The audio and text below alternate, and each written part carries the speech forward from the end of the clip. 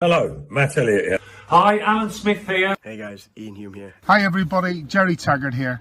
Be sure to watch Chris and Leicester Till I Die TV For all the latest Leicester City news and information. You can also subscribe on YouTube and various social media channels. for the latest updates and news on Leicester City Football Club. Come on, you foxes! Happen in 49, 61, 63 or 69 when they reach the final. But the class of 2021 have delivered. Leicester City are FA Cup winners at last and are history makers at Wembley. They have blown their rivals away. They have blown us all away in truth. Premier League champions 2016. The amazing Leicester City.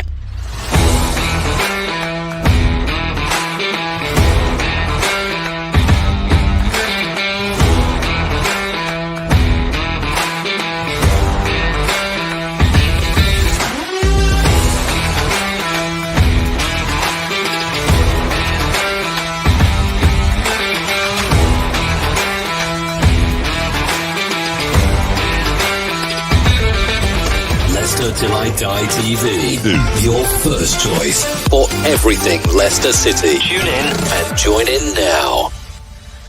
Right, Chris. All right there, all right at the back. How are we feeling? Yeah. Do you know, I said before the game I'd have taken a point, but one of those games where you say that, and then at the end of it, you're thinking, we were robbed.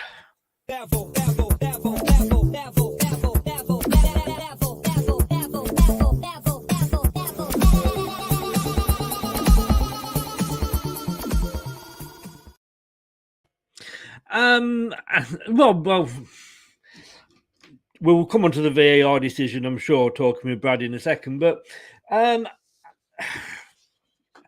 it could have gone either way, I suppose. It could have gone either way. What are your thoughts? Let us know. Man United 1, Leicester City 1. Watch us on Facebook, Twitter, YouTube, and the YouTube channel Leicester Till I Die TV. And if you're watching it on YouTube, please give us a subscribe, smash the likes, and share the video. And for listening to us, thanks very much. If you are listening, your favourite podcast platform, of which there are many, it's just Leicester Till I Die. Thank you very much. And if you fancy a top like this, like that, with one of these on, or one fancy on the badge, get across to www.leicestertillidie.com/shop, and we've got all this available.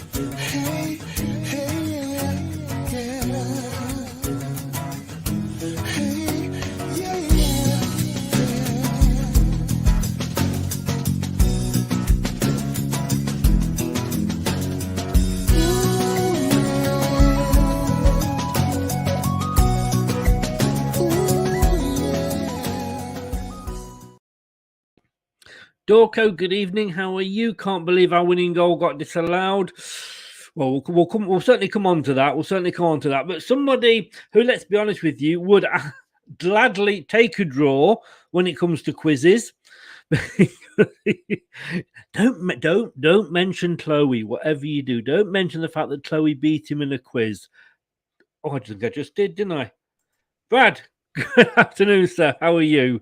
I'm all right, thanks, mate. It's been an interesting game to sit there and watch for the 96 or 7 minutes that we saw of it, and in the end, it's kind of nice in a way. And it might sound weird saying it, but it's kind of nice to go to Old Trafford, come away with a point, and sit here and be a bit frustrated that we controversially robbed of potentially 3 points at Manchester United, but in the context of it, I'm still happy with a point. I'm like you, Chris. I said very rightly in the predictions show that I'd be happy with a point, so I'll take it, and we've got it. And that's another fixture that Manchester United have struggled to have failed to beat Leicester in the Premier League. So it is now they're four unbeaten against us in the league, and 5 if you include the cup as well. So, you know, at the moment we are being their bogey team. I thought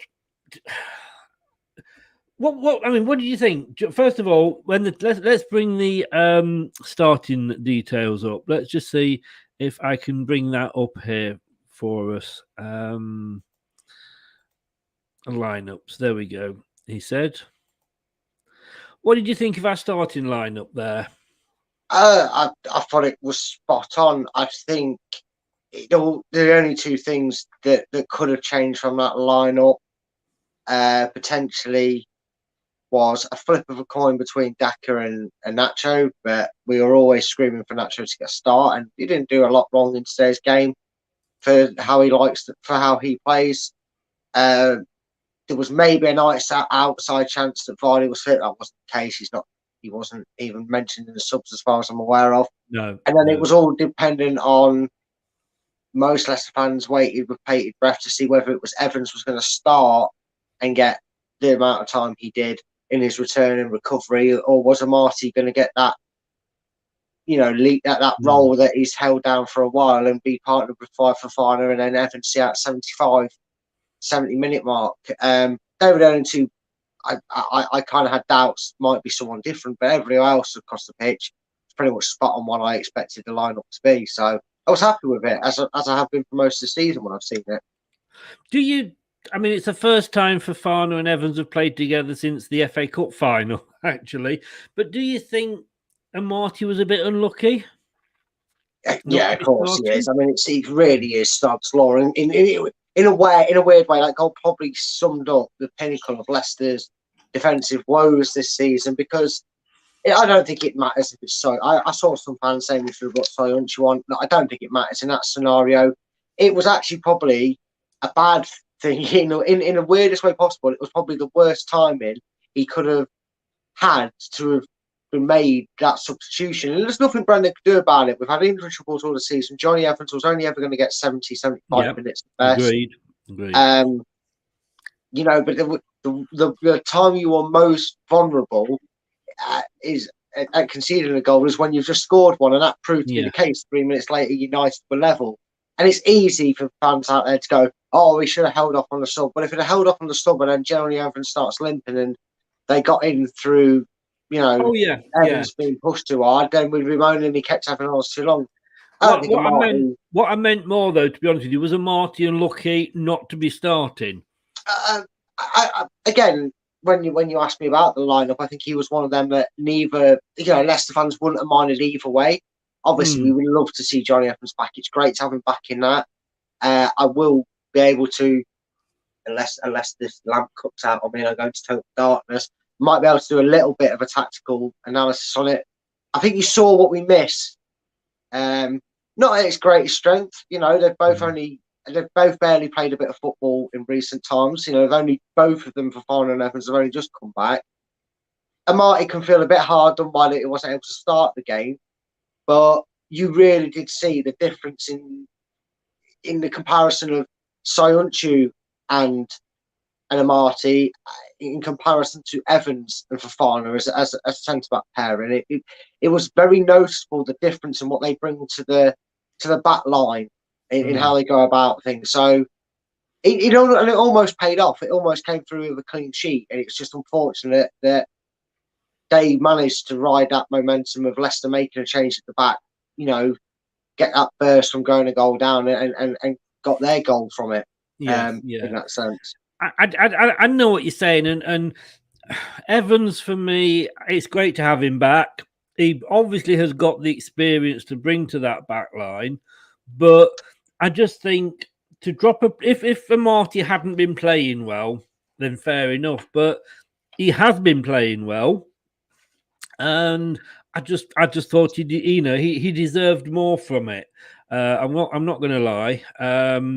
But I just think, again, and I'll touch on it more when it comes to that part, because I'm going to have to do it on this notepad today. But I just think what you saw with Evans and Fofana's, you've got Johnny Evans' experience is very well complemented by just how clever and how smart Fofana is at reading the ball situation. The one thing they both bring that maybe Soyuncu and Martin need to add to the game to be more competitive for that starting lineup next season, unless there's an injury, instead of waiting on an injury to have their impact in there, is reading that situation, because there were some points in that game that just when I felt that maybe if that's a Marty or Sunchu, Manchester United would have got in behind our back line. Today they were clearing up, they were all seeing their mistakes, and I think maybe going away to Manchester United, who aren't granted in the greatest of form, you could argue the point just about benefits Leicester more, considering ours is more of a late dash. They really need to be winning all their games to try and stop Arsenal taking fourth. But I just think that maybe he wanted that security of someone who's going to be able to read that Manchester United backline, that experienced head. And unfortunately, as has been the case, unfortunately, for most of the time when he's played for Leicester and Marty, he took that back seat for it. Yeah. For me, I don't disagree with Rodgers' decision. I think it's harsh on Marty, and I don't disagree with Brendan's decision to revert back to Evans at the final. We'll just go through some comments here. Renee, all right, mate. How the devil are you too? Dorco, can anyone explain how it got disallowed? I'm sure Brad will come on to that later. The ref and Varane is a cheat, says Renee. Niall, good evening. How the devil are you? For me, that goal which was disallowed should have stood, and don't care what anybody says or thinks. Vaughan's knee was in the road. Was it not? I've got to be honest with you. Thanks for saying that, Niall. For those of you that don't know Niall, he is a Man United fan, and it's nice for a Man United fan to come on and say that. We will come on to it in more detail later, Niall, but thanks for being honest with us there. Beyond the 90, good evening, Neil. How the devil are you, sir? Breaking, VAR has demonetized this video because Leicester City FC played Man United. Yeah, I know what you mean. Dorco, Nacho was good, but Nacho and Daka could have been a lot better. I didn't see a point in bringing Daka on at sort of 90 minutes or 89 minutes and 2 seconds, whatever it was, but there we go. Varane did the split on his legs, but no one cared. It should be 2-1. Was Soyuncu and Ricardo injury, or should it be rested as play on Thursday? Soyuncu was injured. I'm not sure about Ricardo. Facebook user Theatre of Dreams. It's an age back in the 80s toilet. And Neil says again, Brad is on fire. Really well made points, mate. Agree 100%. This is only the beginning. We will get better from here. The signs are there. Renee, Scott needs that red card. I was so angry. Iron Nippon, how the devil are you? Jordan, hello. You were top for a couple of hours. Hope you. I'm looking forward to next weekend. But back to our game. Just tell me, am I seeing something wrong here? I thought we were level on points with Aston Villa before. Yeah, we were. They were both on 36, so we should go a point ahead of them. Well, both the Premier League website and the BBC is showing us on 39. Well, no, that would still be wrong because we had 36, didn't we? Yeah, so we should be on 37, I thought. Yeah, we should be on 37 and Villa should be on 36 and we should have moved up to 9th. We are 9th, yes, but they've got us on 39 points for some reason. I'll take it. Maybe VAR's just... You remember that game? I think it was... You're going to kill me for this because you're going to think I only study this now. I think it was Brighton, Manchester United, where it was 1-1, the players went off and then they gave... I don't remember it, funnily enough, Brad. I'm sure you remember it better. But yeah, I feel like, mate, you never know, Chris. Maybe VAR's made a late decision and Leicester have just scored a 173rd minute penalty or something. I don't know, because that's wrong for my maths, so I'll take the 3 points.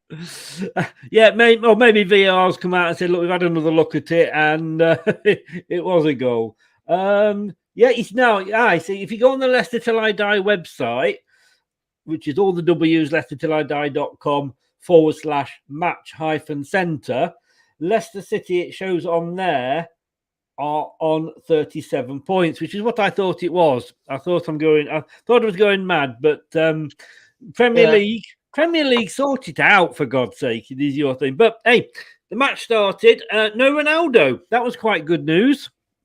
Yeah, it was, and I thought we was going to come a cropper to what they call the commentator's curse, because Manchester United thus far, when Ronaldo's not been in the squad, I don't know if that's when he's not been on the bench and come on, but I think it's one of him he's been missing in his entirety. Yeah. Manchester United have never won a game, so maybe that draw was already on the cards from the word go. Because it's very interesting. I know that a lot of Manchester United fans are very frustrated with the concept that both of them have come out and had to deny that there's a rift between them. But I just don't understand why go to all that effort to bring Ronaldo back home if just when you probably need to be getting the 3 points and you really need to be making a push. You know, it was kind of weird today listening to the game because it almost felt like even the commentators were stressing that how much more important this win was for Manchester United in their ambitions to still try and gate crash top four. I'll get my words out eventually one day. That's easy for you to say. I know. I mean, I'm not saying the players that came off didn't deserve to come off, although I don't think anyone that Man United brought on particularly did anything brilliant. But, you know, Leicester made their subs and there wasn't no head scratching. You were just waiting today, wasn't you? I know it wasn't the case, but as a Man United fan, you could have understood if Ronaldo didn't start, if he was there to kind of go, okay, this isn't working. Bang, he takes Pogba off, he puts Ronaldo on, and then it's a whole new ball game because you've got Ronaldo and it kind of matched it because literally, apart from them 3 minutes where we switched off after scoring, we weren't that troubled. In all fairness, I think Bruno Fernandes, yes, he had that 1-on-1, but I don't remember Manchester United really troubling us. And I think that may have been said the same for both teams. I don't remember De Gea having all much to do. So there was a lot of shots. It was quite interesting because we did the watch along earlier with Mike, and when I do the watch alongs now, I've got a deal with a company, and they allow us to sort of show this sort of thing during the game. And if I just bring it up here, and I know you're not a great stat fan, Brad, but you know the shots on goal, it was virtually like 1-0. All time. You know what I mean? It was like neither goalkeeper had an awful lot to do, in fairness. But you look at that, I mean, there was 11 goal attempts each. They had 5 shots on goal. We had 3 shots off target. Was about the same. The whole thing, as you look at it down there, to be honest with you, is very much says draw.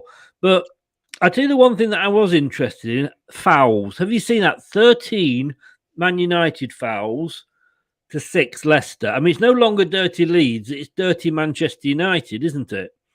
They were desperate for the point. They were more desperate in a weird way. While Leicester were not. This isn't a criticism on any performance by anyone at Leicester or saying that we didn't go out to try and win it. We did, but they were more desperate, and it was a good feeling because you couldn't.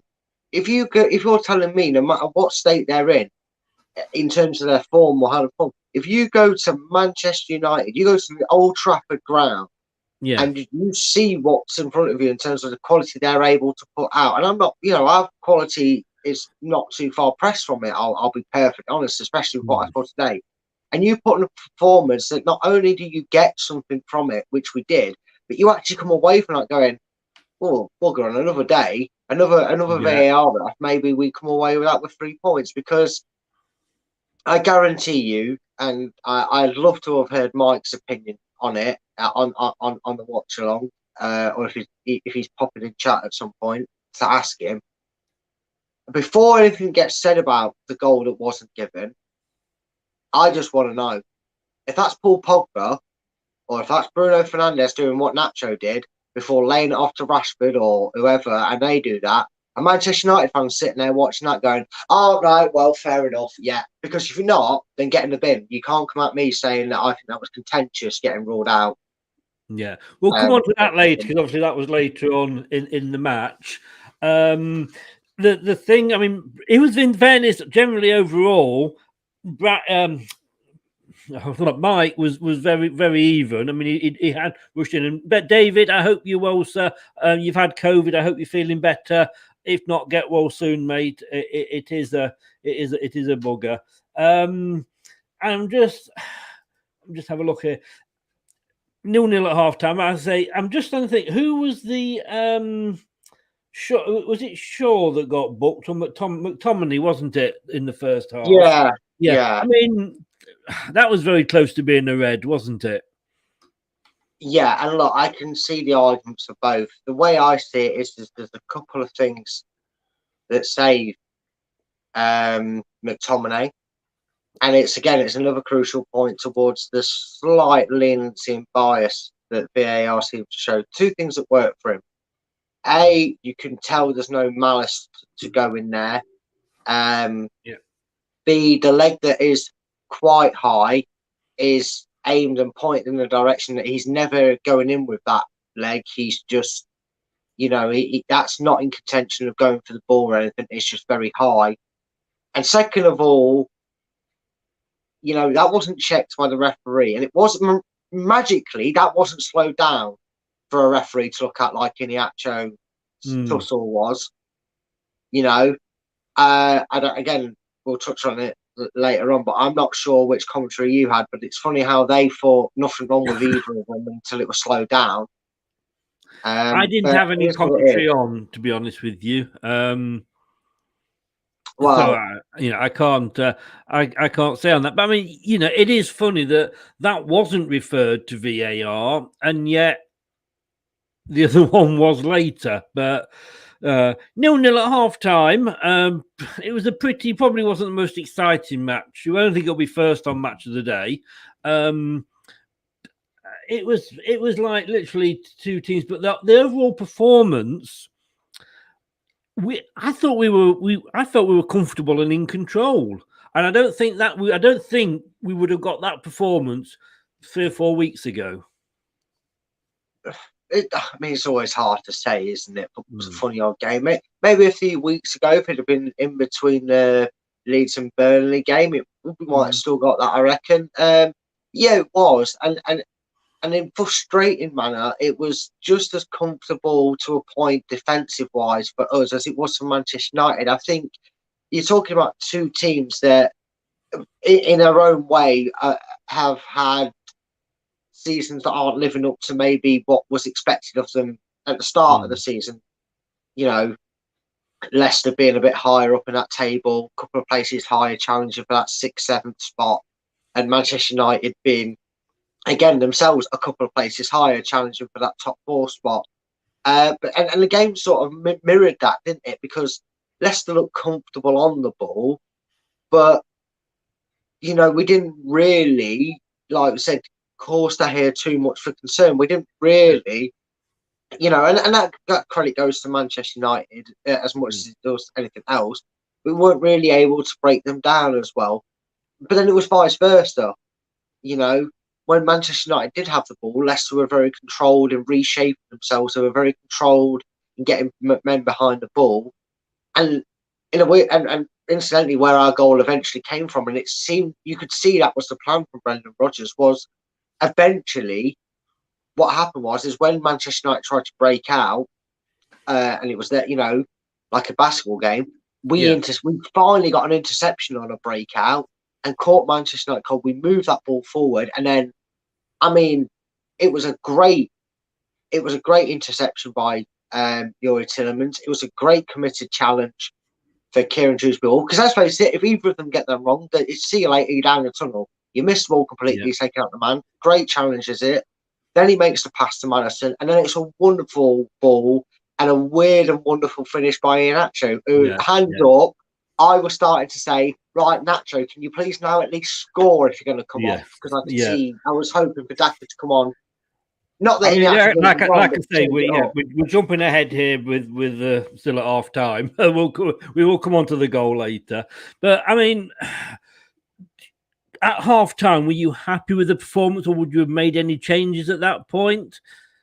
I wouldn't personally. No, I was happy with it. I was expecting of changes to come at some point in the second half, but I was fairly happy with it. They seemed fairly comfortable.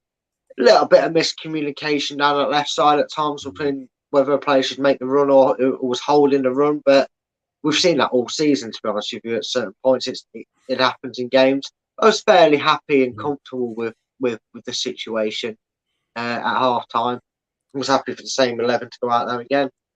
It was almost like and it carried on in the second half, and it's been like this most of the season. It's our final ball. We can't seem to get that fine. I think at one point we played about 30 passes, and then the 31st just ended up with a Man United player. But that said, a few weeks ago, 3, 4, 5 weeks ago, we wouldn't have been able to pass to each other. We couldn't even do that. The signs are looking good at the right time, aren't they?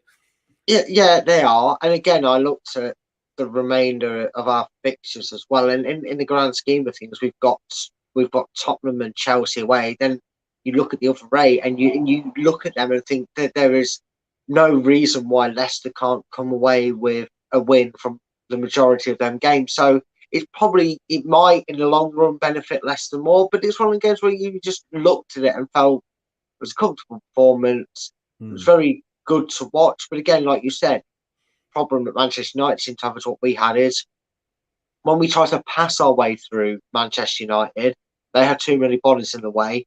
Yeah. But, sometimes that killer pass wasn't there and they were cutting it out. But also sometimes we couldn't get an attack started. It was the ball out. And then the one thing then, and again, the reason why I was a bit miffed that we waited so long to get Daka on, and again, it's not anything to do with Nacho's performance, it's the way he is as a striker.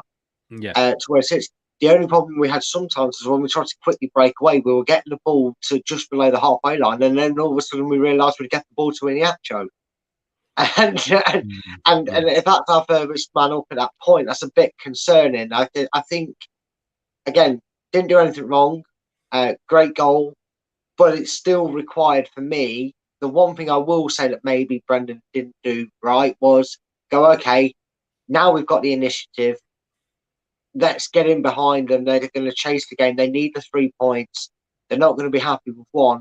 Because I think Nacho had a chance late on, didn't he, Chris? And you're just thinking if that's Daka taking it in his stride, he's away from it. And that's again, no discredit to Nacho. They're completely different in terms of what they do as a striker. But you're just thinking if he's on that pitch and he gets it under control, we saw it infamously against Spartak when he scored 4, and we've seen him do it a few times this season. It might be a different outcome. It wasn't to be, and it is what it is. But overall, you can't be disappointed at the end of it coming away with a point at Old Trafford. I mean, exactly. And I could say this season, the way the season's panned out, and I said I alluded to it earlier, the players are coming back just at the right time. We're in the quarterfinals of Europe. We'll look at the upcoming games in a bit, but this is when we want to. And I know Thomas has picked up an injury, but Castagna's back. We seem to 1 in, 1 out sort of thing. But at least we are getting, like you said, the first time Fofana and Evans have been together since the cup final, just at the right time, because nobody else seems to be.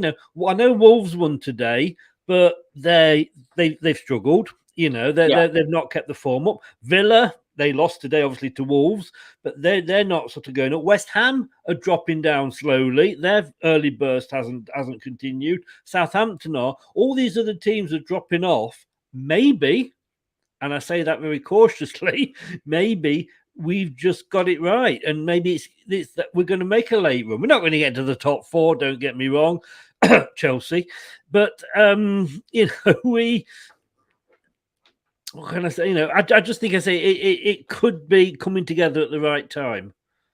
Yeah, and you know what the funniest thing is in August, I think you were the main strong point for this as well, Chris. When Leicester fans were getting a bit irritable at the start of the season, was maybe this is the season where it doesn't go as beautiful and brilliantly as it has done over the last 2 seasons. Everything's coming up Millhouse for Leicester, but maybe it's something that when Leicester overcome these obstacles of a Fofana injury, a Justin injury, a Ricardo return, a Maddison back on form, and everything gets back, and Evans as well. You probably were one of the first to allude to it, that maybe this is the season when that finally does return, like they all but have done this season. And again, of course, it's like we're playing sacrificial lambs, isn't it? Because we can't get them all back. We have to sacrifice a few players because we've not got Ndidi now for this season. You know, like you said, we've got Luke Thomas who suffered an injury with the under-21s, which is a bit sod's law. But you may be seeing it, and maybe, just maybe, look, it might sound a bit far-fetched, but you look at that league table now, and I believe Wolves have played still 3 more games than us, have 48 points. So it's not out of the realms of possibility. Yes, it's going to take an effort. Yes, we do have some difficult away trips to go to. And we still do have to play, I think, Villa again. So that would be an interesting in one. But like I said, that what we will see over the next 4 or 5 games in all competitions, maybe a bit more because we've got 2 legs of the PSV games. If you say the next 6 games, including European Cup, you will then see where Leicester are. Are they still fighting on all 2 fronts, or will they then go, right, we're we're semi-final stage of a European competition. Yeah. We, you know, we're, West Ham maybe win their game in hand, go 31. You know, go a couple, make that gap a bit bigger. We drop some points, or there's going to come a point, isn't there, where Leicester either right in the competition to win both. Win both. You know what I mean? Like guarantee Europe through their league and potential competition purposes, or we'll look at it and go 6-7 point gap. Probably not going to close that down in the last 3 or 4 games of the season. The eggs swing into one basket. We go for Europe. We'll have to wait and see. Yeah, there's no consistency outside Man City and Liverpool No, at the top.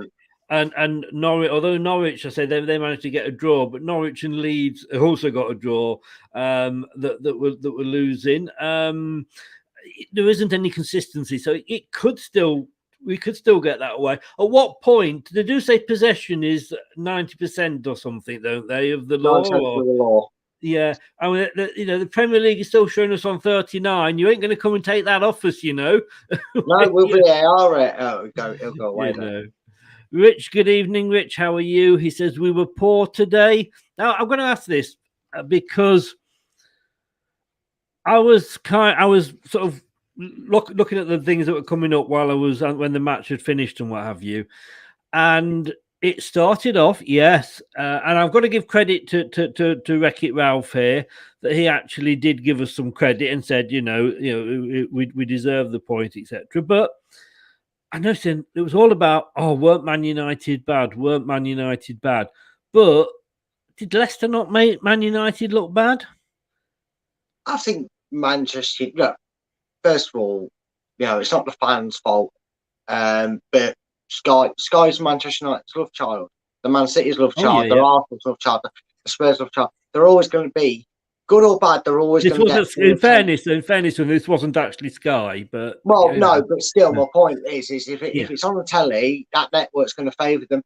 But good or bad, they're going to be the majority of the talking point, no matter who they play, right? Unless they get outranked, by each other, then more times out of 10, it's going to be looked at what did they do wrong rather than what the opposition did right. And again, I think both teams sort of mirrored, like I said earlier, mirrored what how their seasons played out. Whilst you look at the last 4 or 5 weeks and probably say Leicester are in better form, yes, we have a loss to Rennes in that, but in terms of that, we did enough to go through on aggregate against them. So it's still a momentum that Leicester were building up, and Manchester United Manchester United trying to take our crown at being consistently inconsistent.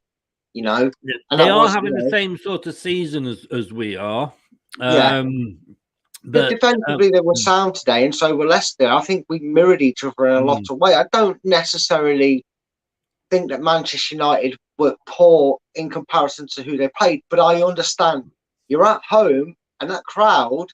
I mean, I saw somebody on when I was typing about our goal before I realised that Manchester United had equalised for a chance to press send. I was still adding the details of the website, and I could hear the cheer on the other screen from Mike. But what got me is the first time Maguire touched the ball, the only thing that the telecom thing or whatever you call it said was the Manchester United fans are at least cheering Maguire. And I'm sorry, but that stadium mic that I was listening to was good at picking up the crowd and on the bench, right? Wherever they had these mics positioned. and I didn't hear any cheering of Harry Maguire when he was on the ball. I think the only time I ever heard a cheering of Harry Maguire was right near the end of the game, where he was able to keep the ball under control and he turned whoever it was that was chasing him down in that final minute or two. Yeah. But apart from that, Manchester United, the expectancy weighed on them. You could tell the crowd weren't exactly happy with it, but Leicester have to be given credit for that, because we kind of went, well, come at us then. If you're going to play this, okay, we'll sit back with 8 men behind the ball and not allow you to do anything. I'm not allowed to play your game. And guess what? We're going to do the same to you. We're going to sit in a structured 4, a back of 4 and a front of 4, and we're going to allow you to get frustrated, not being able to get down either flank with us when you attack. Rich says here, we had decent attacking play, but no Ronaldo, Cavani, Martial, Greenwood, which we had at the start of the season. Mate, we're the same. Every team can say this. We can say, yeah, look where we are, but we've had no defence. We've had 9 defenders out, and I'm just talking defenders here. We've had 22 players out injured this season at some point, 9 of those of which were defenders. It does make a difference, yes, indeed. I was surprised. I wouldn't say that you were necessarily bad, and I think possibly a draw was possibly fair, but you were toothless in attack. I must admit, I don't think, maybe you had a couple more shots on target, but you panicked just at the end, but it was a bit like you were throwing the kitchen sink at it at the end. And, who isn't off the Liverpool Man City standard at the moment? That could be said for everybody. It's almost becoming like Rangers and Celtic, dare I say it, but let's talk the goal. We've mentioned it a couple of times. It was a lovely move, wasn't it? And Nacho, and I can't remember the gentleman's name, but when I was doing the watch along, there was somebody on the watch along that was giving Inacho a lot of pain, because he wasn't playing well. And I'm thinking, and you've alluded to this earlier in the season as well, Brad, would Vardy have got that hassle? Do you know what I mean? But he didn't get he didn't get the service, and he didn't.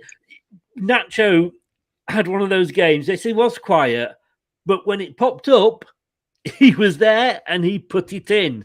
And I think sometimes we've got to give players, other than our little favourites, we've got to give them a bit of time and a bit of credit.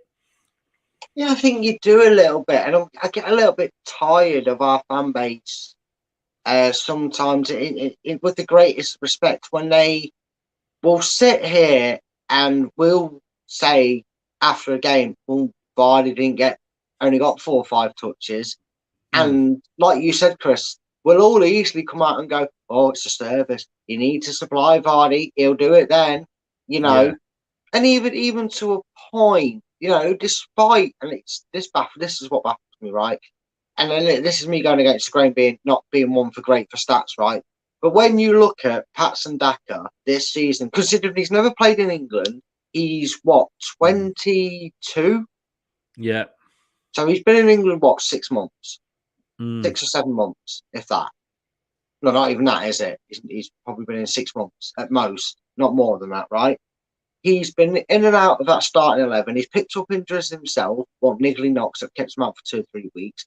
He's got a reasonable goal return for what for considering he's never played an English game and how quickly he's adapted to it. And then you look at Iheanacho, who plays a completely different role. And again, I'll touch on it again just to remind people of the difference between Vardy, Iheanacho, and Daka as a strike force. But why is it, like you said, Chris, that when Iheanacho isn't running in behind, hanging off the last man like we used to seeing with Vardy do it, that because we can't seem to grasp it, maybe, I don't know, maybe as fans we don't realise it, that you have different styles of strikers, that when Iheanacho's not there and he's back defending, we're going, oh, well, why is he playing? If Vardy was doing it, no, you don't. You can't say that. You can't say that, because Vardy would have been a good 10, 15 yards further up the field, hugging that last defender, and that's what he does. And even when we have seen Vardy get back, that's because he can compensate it with the pace he has to go forward with the ball and drive with it. We've seen it that when he recovers a ball deep, he plays it out left to Barnes or you know, Justin or Thomas are on the right to Lukeman or Ricardo, etc. Whoever's out there, he spreads it out there to. And before the ball's reached their feet, he's a level or in front of them to receive the ball on defense. That's not Iheanacho as a striker. He is a holding. He's a deep lying forward. And I think people need to understand what type of striker Iheanacho is before we start to really criticise what he does on the football pitch. Because today, he scored a goal just like Vardy, snuck in round the back, got a good head on it. It was weird how he dived at it. Yes, yeah. It was very. Vardy has scored goals where he's tucked in behind the last defender, he's nicked his head on it, or he's volleyed it towards goal. I don't think that any three of the strikers would have done anything different in his goal situation. So when it was called upon, I actually think he did his job right in the dangerous areas. Me. Spencer, hello. We weren't brave enough today, he says. I'm managing now to get a table up there, which should actually just show the true points that we are on. Thank you, Premier League, for saying 39. But as you can see, it is 37 there. I mean, you know, we lost the one game to Arsenal, but apart from that, it's not been a bad month or so. And you know, we had done to us by Man United today, in fairness, what we've done to other teams this season a few times, which is nick a goal while you're still celebrating almost. Yeah, I mean, we ironically did do that to Manchester United at the King Power, didn't we? Just as they got themselves level, it was a bit quicker. You know, Manchester United need to learn to be a bit quicker in that sense. We did it in about 18 seconds, but still, you know, the emphasis was there, and that fact is. And Brad has frozen on. Oh, he's back.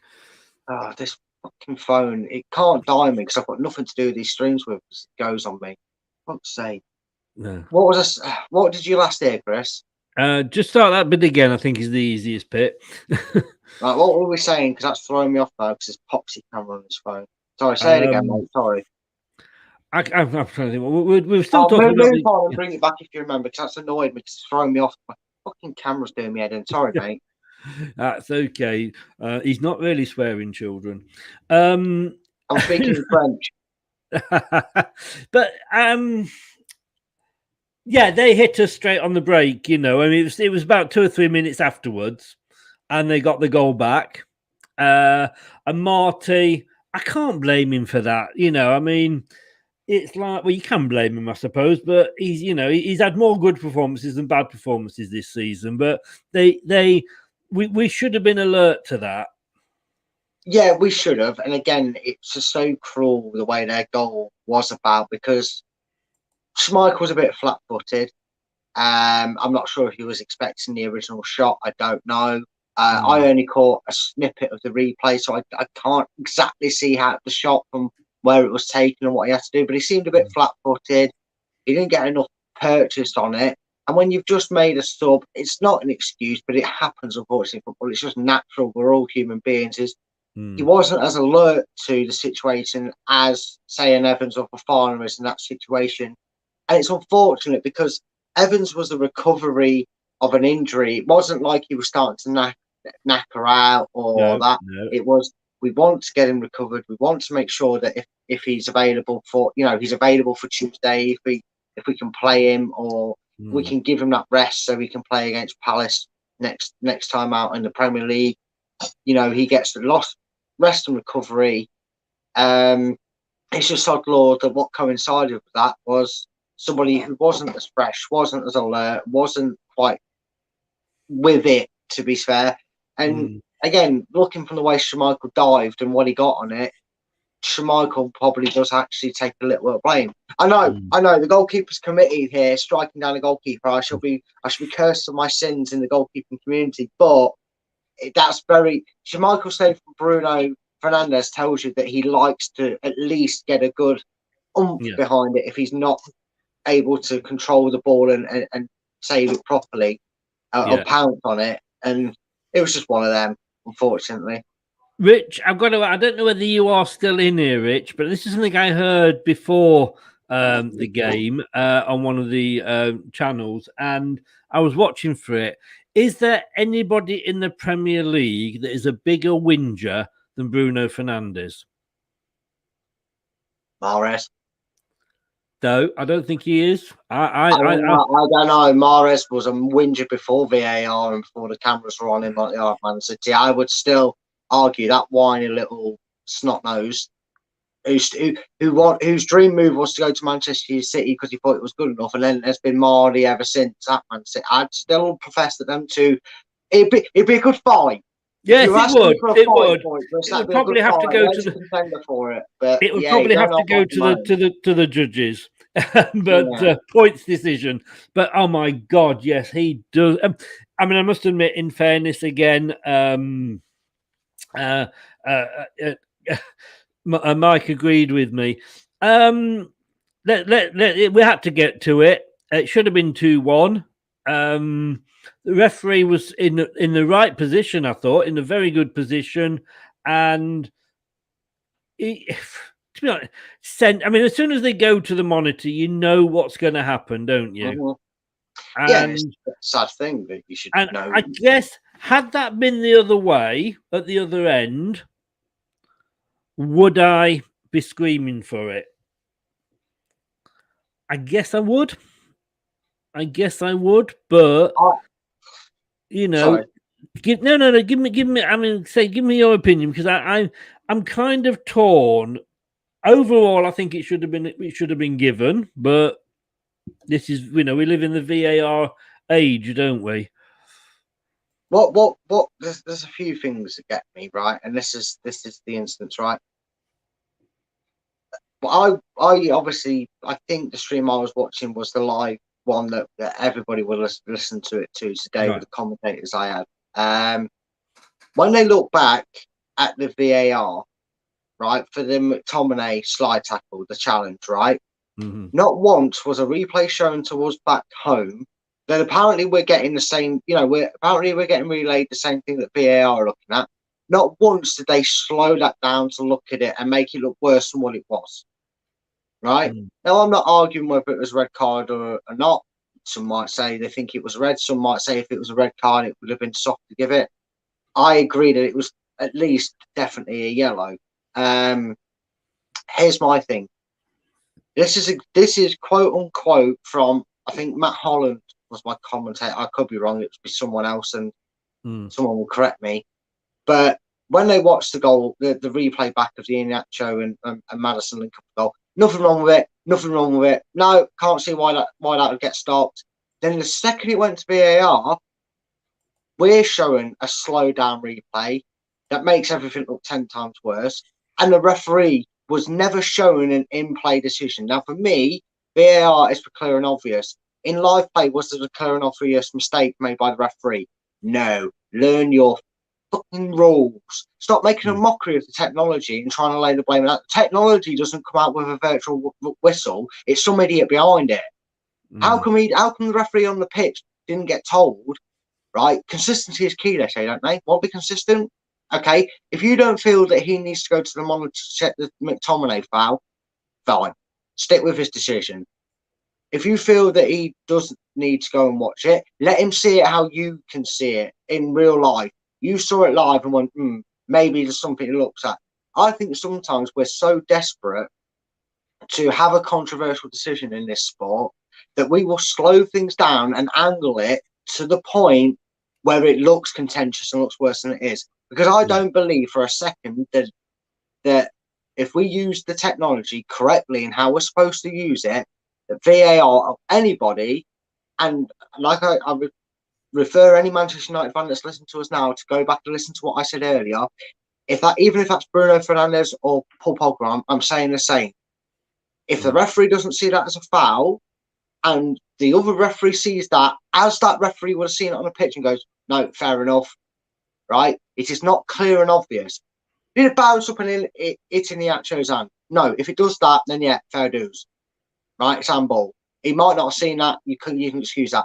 That for me would have been wrong at either end of the pitch, because I was It is, screaming for it. like you say, it's this clear and obvious. And I take us back to Niall's comment from earlier, and I say, and great respect to Niall for saying this as a Man United fan.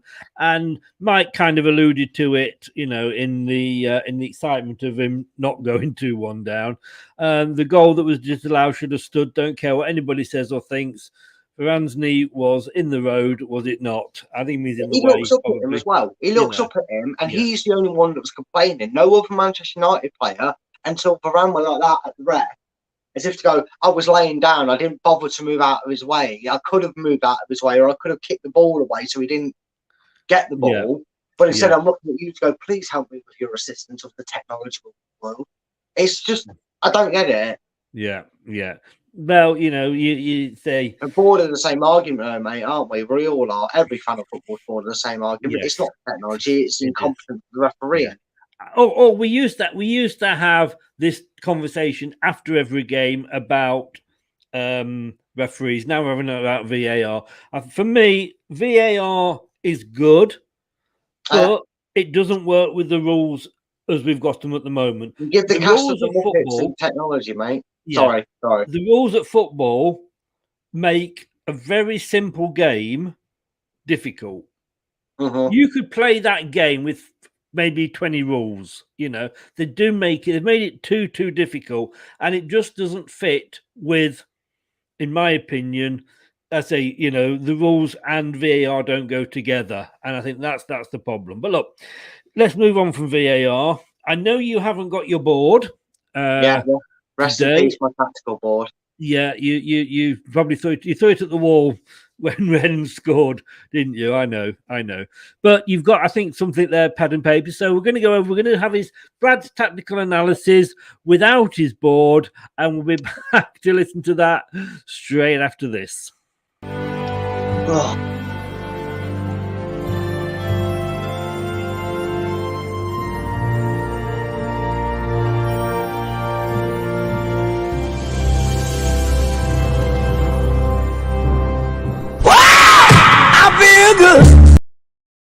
Indeed. Right. Over to you, Brad. Cheers, Chris. Well, it's going to be a bit weird for me today because rest in peace to my board mark before we start. Unfortunately, it got crushed in the redecoration process when we moved things around. So it's a notepad of joy today is what I call it. And I just want to start by talking about our defensive line when Manchester United were coming at us. I have tried to put names on there. I'm sorry if you can't read it in this light. Let me see if I can sort. See, I'm having a disco. No, it won't stretch any further than what it is. Unfortunately, I can't. So I'm going to have to do my best with saying the names for you. Sorry, I can't keep this still. I will figure something out for future weeks. But Leicester had a vibrant 3. And that was held. And I've only done one side to make it easier for myself. But when Manchester United say we're attacking down the right or the left-hand side of it, the wing-back... the predominant centre-back on that side, so in this case it was Fofana, were slightly pushed forward from what would be a normal defensive line, which was held by the other centre-back, in this case it's Evans.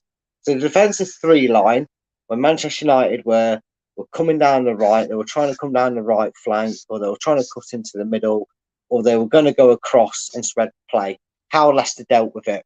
They basically used this to cover all 3 bases, because if they tried to come across the play and switch it over, or they maybe tried a little cheeky indent in play, you either had Fofana there to read the danger, or you had Evans, and this is what we missed by Evans, and I'll get onto that in a second, but you had Evans there to potentially cut that out at some point and make the blocking, or he'd be stepping up for if a Manchester United player was to receive the ball here, he was already then facing them and ready for them to come at him, knowing he had Fofana behind him, who obviously then would have came into that role to fill it.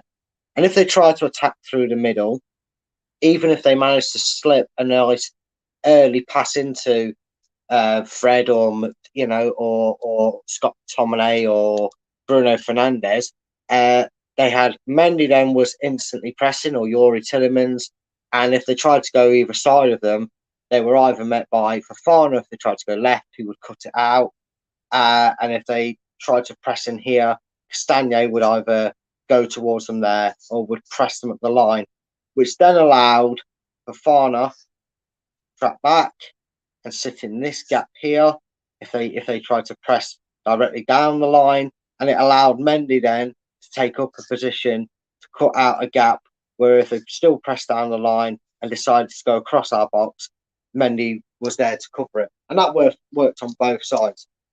In comparison today, I know it was quite unfortunate that a sub led to the goal, but here's what I say is the main difference between the top half, which is Evans and Fofana, and the bottom half, which is Kagler, Soyuncu and Amati as our centre back pairing. So here's how I'm comparing them. What we've had for the last 7 or 8 weeks, when notably fit, is Soyuncu and Amati down here. They've been very rigid. They've been very flat in their holding defensive line, and they've both pushed forward, or both have gone very deep to sit back and be that last line of defence when needs to be. It's quite rigid, and it does hold up that square area, but they are very much less expressive. They operate in this area here. They don't really go outside the means of it. They either drop back deep to give a little nice, easy 5-yard pass for Schmeichel, or they're looking forward and then they're looking for, well, what it'll be for the rest of the season. They're looking for a Mendy, a Yuri, a Dewsbury Hall, or they're looking for the wing backs. That's where they're looking to go, and then they're spreading the pass. They're not really being too adventurous. And what you get in comparison to that with Evans and Fofana is you get Fofana will be the one that pushes more forward, and then Evans will just kind of circle around this area, where he'll either sit a little deeper and hold the line. He will drift over to whichever side needs a gap filling. So he might go a little bit more inwards towards Fofana, or he might spread out just a little bit to give Fofana space, or he'll stay on that holding line in and around that area. He'll stay there to either, if a pass is then misplaced or Fofana loses the ball and Manchester United try to make a killer pass in between our back line, which under the structure of a Martin and Soyuncu, teams over recent weeks were able to do. That's how they're able to get in behind it. With these two kind of mixing and matching, depending on which one was in charge of the clear of the push out from defence, you know, Evans was the notable one to do it. He was either straight there, alert to read the ball and putting it out for throwing, a bit no nonsense, or he was able to then be that steady line, put the pressure on the attacker and allow Leicester to regroup because he was holding up and stalling the Manchester United play. So I said I'll talk about it if I can remember what page it's on. And this is why I want to cut Nacho a little bit of slack. I'm going to try and do this for you as best I can. I do apologise in the way it is. But I'm going to give you a comparison of strikers. So the first one I'm going to do right here is Jamie Vardy. I was hoping that the words would show up a bit clearer. I do apologise. Let's see if that camera might help out a little bit, being a bit nearer. So Vardy here, if this is the halfway line where they all sit, you normally find that Nacho's sat already in his natural position. He's normally operating between there, and if we say this line here is the edge of the box, he's normally operating between there and there. And then obviously that's his line of movement. He doesn't really come to too much deeper. And in what I call an instant play and movement, and by that what I mean is, where does he first initially make contact with the attack, and where is he influencing it from? It's either from a deep receiver of the ball, so he's able to spray a pass off and turn and go to move forward in line with the attack, or he shuffles his way forward and picks it up in and around to the end of the box, so he can then again do essentially what he's doing there, but 10-15 yards up the pitch, and that's maybe find a Harvey Barnes, do what he did illegally apparently, even though I beg to differ, find Maddison running through, or what he has shown he can do on occasion, he turns, nudges the ball past the defender and tries to create a space for himself to have a go at goal. And that's really what we should expect and have seen from Nacho when he does it. And the reason it may seem to frustrate people is because when Leicester did try and break away today, they did not have a Vardy or a Daka, who are two very similar styles of players, as we have come to learn. Very quick, very like to hold the defensive line. And this is where they mainly see the interaction with the football first in the stage of the attack. And what I mean by that is they normally sit there on the defensive line at the edge of the box, and they will wait for them balls, coincidentally, whether it's from an Inacho or a Tillemans, Dewsbury Hall or Barnes or Castagna.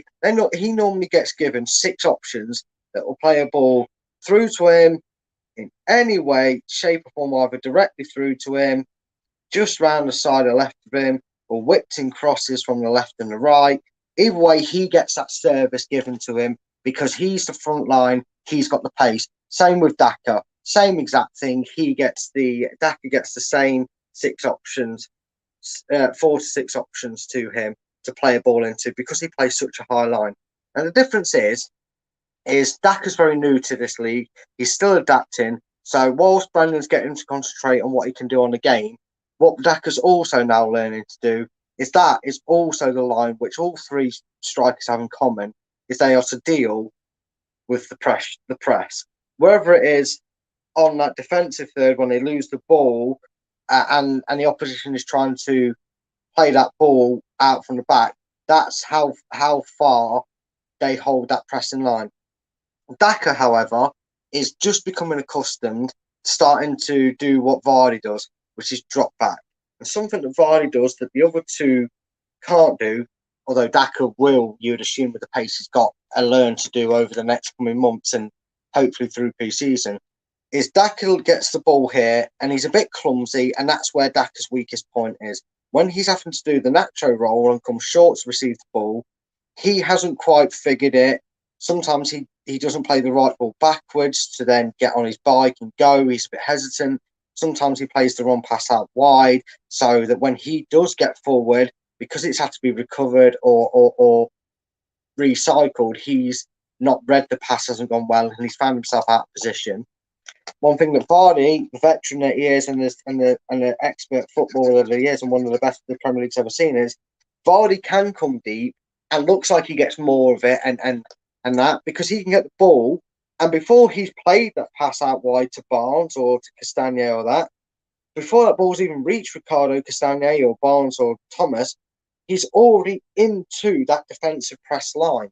And that's something that you will not get from Daka and Iniacho, and you'll never get it from Iniacho at this point, because his role is to help out the midfield, be the first cog potentially in the breakaway, and then as that pressing unit come forward. Whereas Vardy and Daka, it's to end the press movement more than it is that.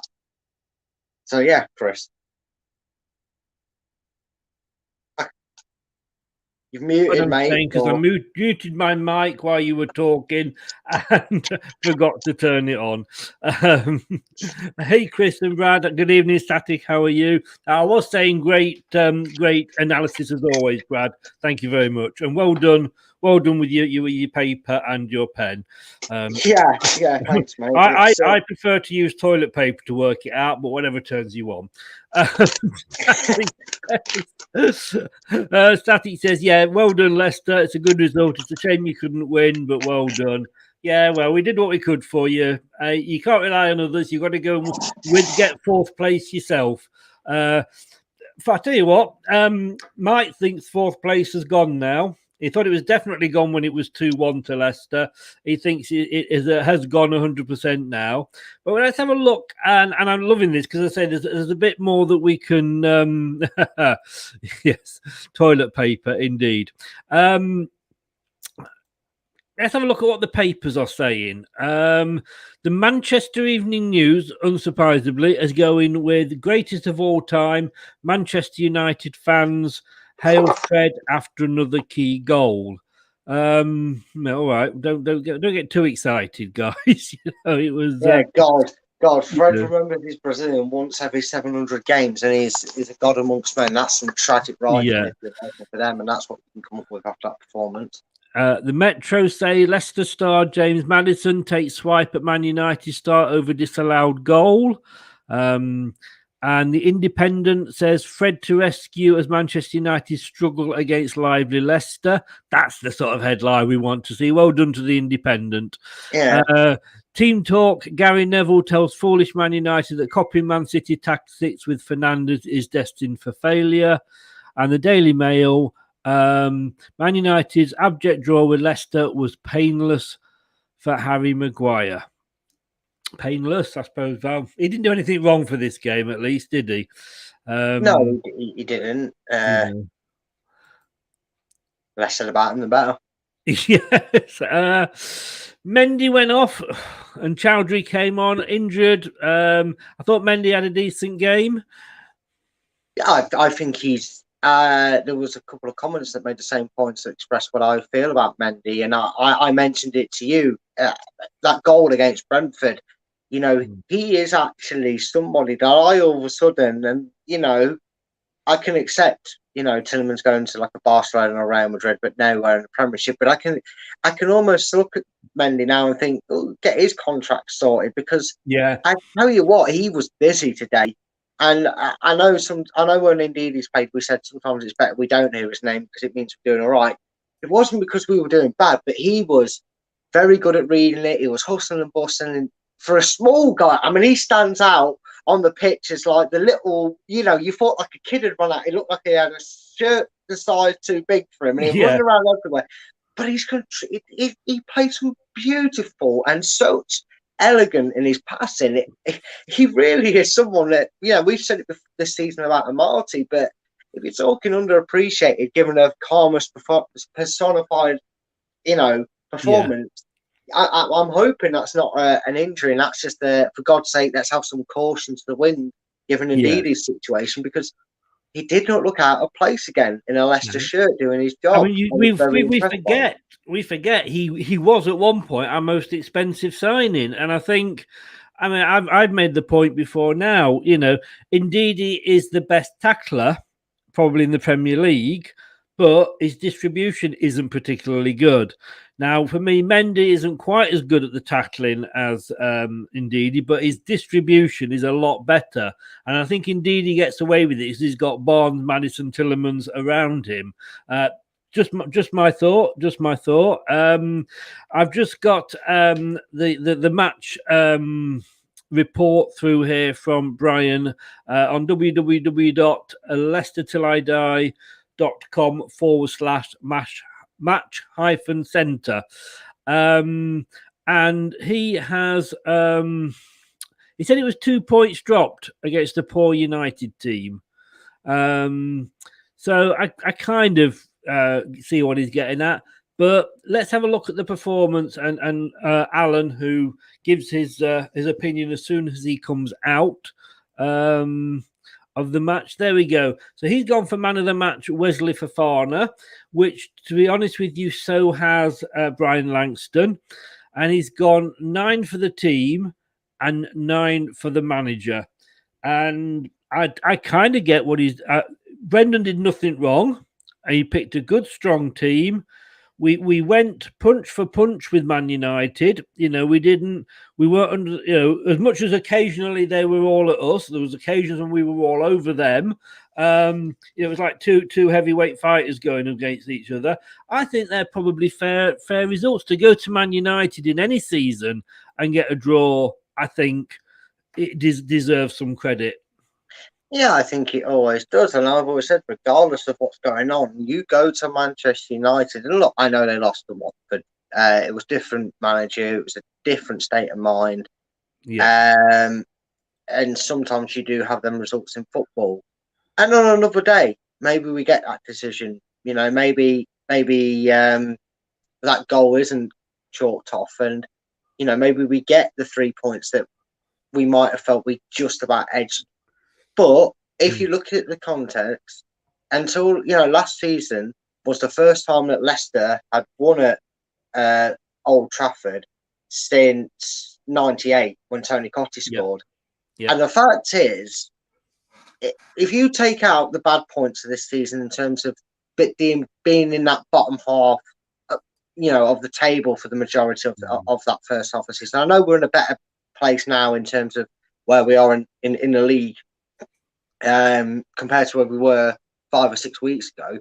But if you look at it as a way of looking at progress, yes, we got beat by Chelsea. Yes, we got beat by Spurs and Arsenal.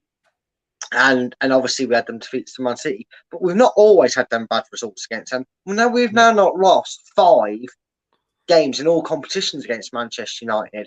And that is something, results of any kind against Manchester United came at a premium for us. We were doing backflips if we'd have drawn, when we drew probably 2-2 in 99 against them at home when that happened. So now we're getting positive results of Manchester United on a very consistent basis.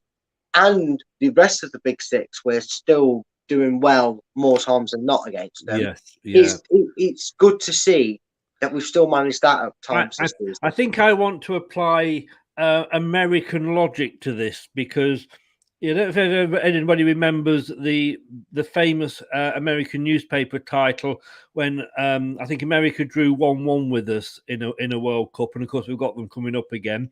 Was that Leicester won 1-1.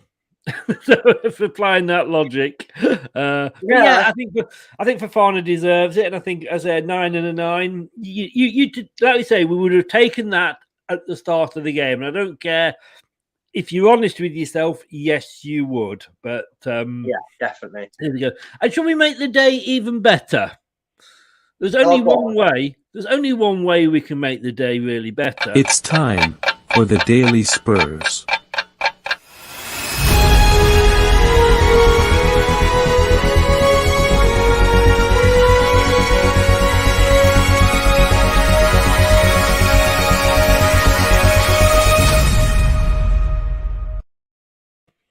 Yes, how long since Spurs have won a trophy? Well, Tottenham fans, it's 14 years, 33 days, 4 hours, 9 minutes, and 17 seconds. And it's just getting longer and longer and longer, Spurs. But and if Man United actually do not win anything this season, which I don't think they're going to, but you never know. But if they don't win anything this season, that's 5 years in a row they've not won a trophy. Oh dear, oh dear, oh dear.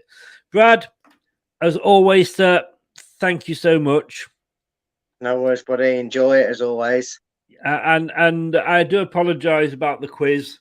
You just, it's all right, mate. Has she forgotten about it yet? No, of course she's not. I